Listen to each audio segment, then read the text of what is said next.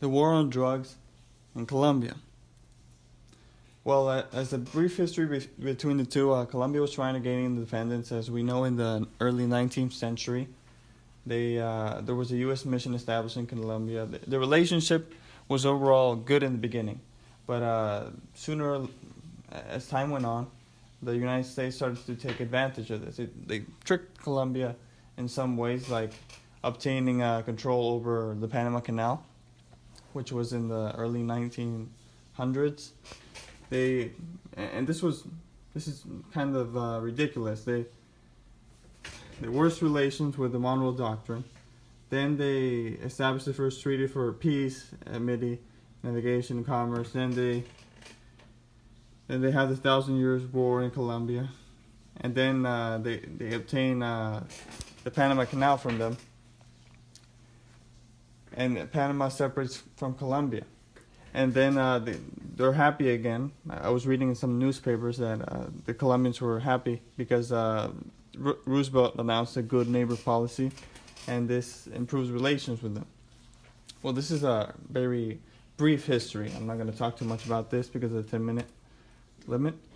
But to sum it up, the U.S. established a friendly relationship in the 19th century, but as I said, it worsened with the independence of Panama and the loss of the canal. All the money they could be getting now with the canal is, if Colombia would have maintained its territory, it would be probably one of the richest countries in Latin America.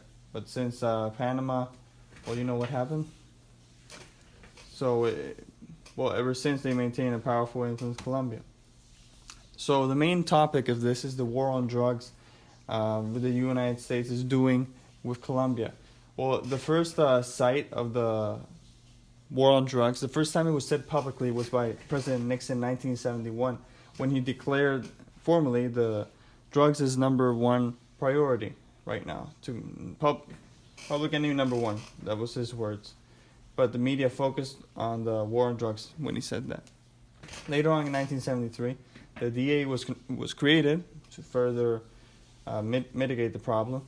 Then in the 1970s, it just got bad. You know, the cocaine getting in the U.S., the massacres going in airports, the millions of dollars that they were getting out of the drug cartels. It was a lot of money the U.S. was also gaining from these illicit activities as they were closing them down. And it was, in a way, beneficial to the police and the forces. Well, but as the violence was going out of control, they couldn't take it anymore. They had to get to the root of the problem. And Colombia was the major exporter of cocaine in the world to the U.S. They started seeing the airplanes, the boats. We've all seen the news. And, well, as it continued, the U.S. Started to create a relationship with Colombia again to get rid of this problem. And they started to have some influence into the government, because the government at the time was very weak due to the drug cartels and all the mess.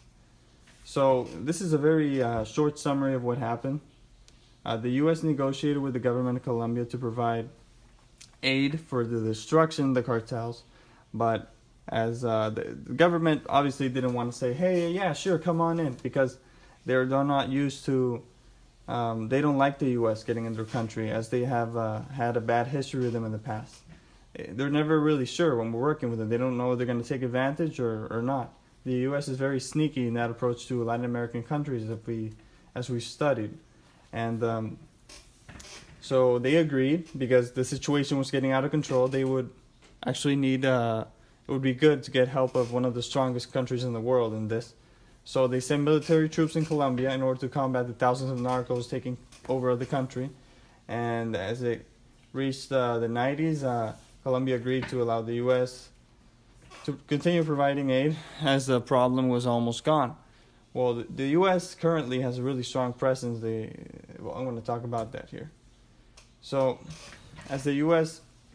continued to have a presence in Colombia, they stated another reason to be there is to destroy the FARC, the Revolutionary Armed Forces of Colombia, which was like a communist, the communist side of the military. Okay, it was a group of. It started out as villages in Colombia that wanted to seek together power over the country, and that's what the FARC was in the beginning. I didn't want to put that in to make it too long. And they since the U.S. is completely against communism, they also, well, they didn't state it publicly, but this war against drugs helped them also destroy some of the communist influence in Colombia. And I also read some conspiracy theories as to why there continues to be a drug problem in Colombia. The CIA may be involved in the export of some of the drugs to some countries other than the United States, or the same United States. The CIA may be getting some money from that, but there's nothing official. There's just speculation. And since the U.S. has such a very important presence in Colombia with military bases in the region, one of the largest embassies in the world, and the proximity to Venezuela, Brazil, and all of Latin America, it's so important. It's good for them to be there. Also, they obviously don't want the drug on wars to ever end, so they always post a budget every year. They expand it, they decrease it, they provide some aid to the military, the financial, not the financial, the different services to the country, but always maintain that presence because it's useful for them. Of course, we're studying Latin American relations, so for them, it was obviously worth it. They continue to have plenty of presence in the country. Since in 2009, they agreed to sign an agreement for 7 Colombian military bases for 10 years to the present. And my belief is that the war on drugs was the intention to enter the country. Well, the real intention was the drug cartels, but they wanted to then stay in the country. And it was too big of an asset to lose for the United States, since if the war ever ended, then the president's Colombia will be lost, and they will lose power over other countries like Venezuela or communism. So I just mentioned here that it goes off to show that the good neighbor policy created by President Roosevelt is often ignored by the Monroe Doctrine. It was just a nice speech to give the United States a good image and provide trust, but the agreements they did was in order to take advantage of Colombia. And even after the FARC was destroyed in 2017, the United States continues to maintain a large presence in the region. So that's my presentation. I didn't want to put every single source because there were so many of them. Well, thank you for listening to my presentation. Look forward to hearing from you. Bye.